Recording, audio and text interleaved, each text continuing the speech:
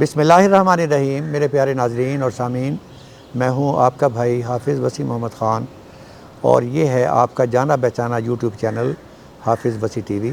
आज का प्रोग्राम है कि अल्फ़ा में जड़ी बूटियों से किस तरह निजात पाना है। जिन लोगों ने इस मरतबा सरगोदा 2002 का बीज लिया और फार्म डायनामिक्स का कफ 103 लिया, वो लोग लगा चुके हैं और अल्हम्दुलिल्लाह उन सब की रिपोर्ट है कि जर्मिनेशन वाज फैंटेस्टिक और उसके अंदर कोई किसी किस्म की आकाश बेल या अमर बेल का कोई ताल्लुक़ नहीं है।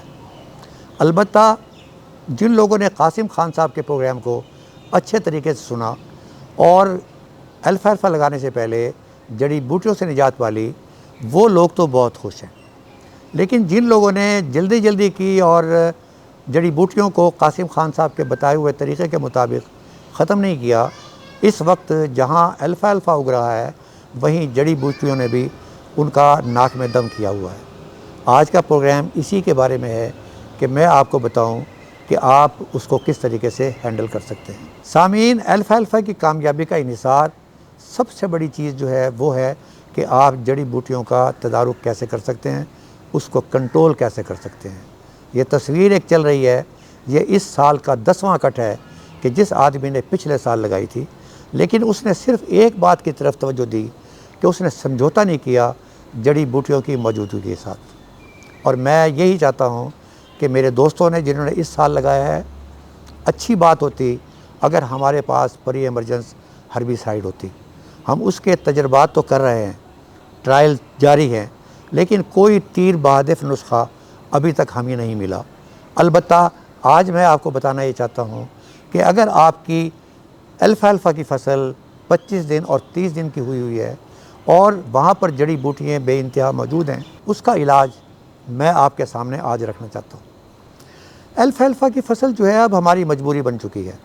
हमारे पास किसी ज़माने में कॉटन ही की क्रॉप थी या गंदम की क्रॉप थी, फिर उसके बाद मकई की क्रॉप आ गई और अब अल्फ़ा की क्रॉप जो है एक कारपोरेट फार्मर्स की वजह से आई और दूसरे लोगों को एहसास ये हुआ कि हम कितना सस्ता और प्रोटीन से भरपूर चारा अपने जानवरों को दे सकें ताकि वनडे के ऊपर जो हमारी कास्ट ऑफ प्रोडक्शन बढ़ती है उसको हम कैसे कम कर सकते हैं।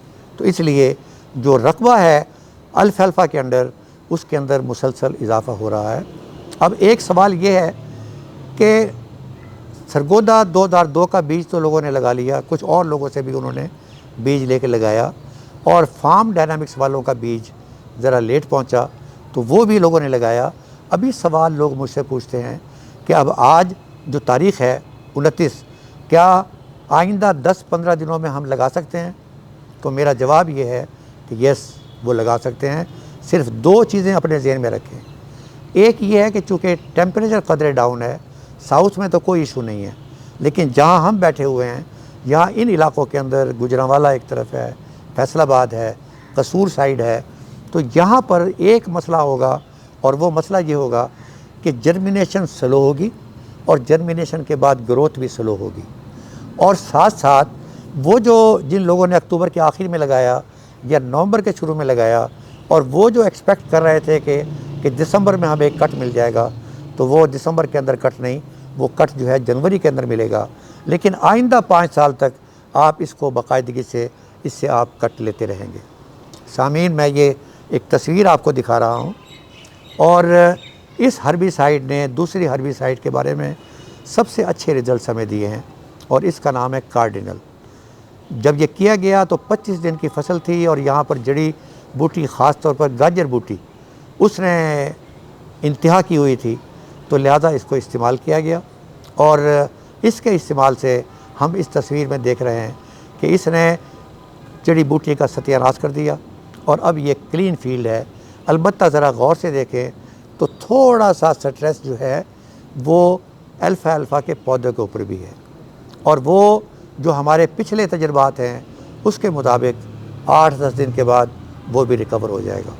लेकिन हमारे पास एक नुस्खा है और वो ये है कि ये कार्डिनल जो कांजू नामी कंपनी है यहाँ पाकिस्तान में, ये उन लोगों का प्रोडक्ट है और आम मार्केट से मिलता है, तो आप वहाँ से ले सकते हैं। अलबत्ता इसको इस्तेमाल करने के बाद आपने 5 दिन इंतज़ार करना है और 5 दिन इंतज़ार करने के बाद आपने सुरगाब को जमा NPK 2% NPK, और अगर NPK नहीं मिलता तो फिर 2% यूरिया, उसका आप स्प्रे करेंगे और फिर अगले 5 दिन में देखेंगे कि आपकी फसल माशाल्लाह हरी भरी हो जाएगी।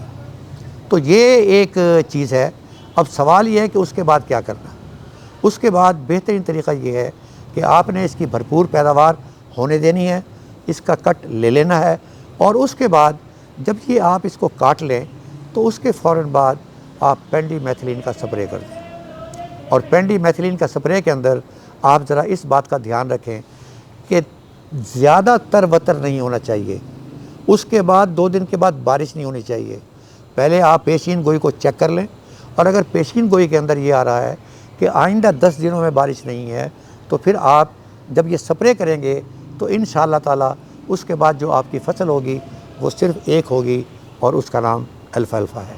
मैं बहैसियत किसान मैं ये समझता हूँ कि हमें वो चीज़ें मिलनी चाहिए जिनसे हमारा लाइफ स्टॉक जो है वो फले फूले, हमारे दूध की पैदावार ज़्यादा हो, गोश्त की पैदावार ज़्यादा हो, उनके बच्चे ज़्यादा पैदा हों, और उसके लिए सिर्फ़ एक चारा हमारे पास अवेलेबल है। और ख़ास तौर पर जब सोयाबीन का दाखिला पाकिस्तान में बंद कर दिया गया है तो प्रोटीन का सस्ता तरीन ज़रिया जो है वो ये अल्फ़ाल्फ़ा है। तो आप अपने अल्फ़ाल्फ़ा को संभालें भी सही, और जो अभी तक नहीं लगा सके वो अगले 10-15 दिनों के अंदर वो लगा लें, और इसको जड़ी बूटियों से बिल्कुल पाक रखें। जड़ी बूटियों से पाक रखेंगे तो इंशाअल्लाह ताला ये पेरिनियल क्रॉप जो 5 साल की है ये भरपूर पैदावार देगी। सबसे पहली तस्वीर मैंने जो आपको दिखाई थी वो इस साल का पेरिनियल क्रॉप का, जो आदमी जड़ी बूटियों के बारे में बहुत ही ज़्यादा हसास है और वो पैदा नहीं होने देता, ये उसका 10वां कट है। वमा अलैना इल्लल बलागुल मुबीन।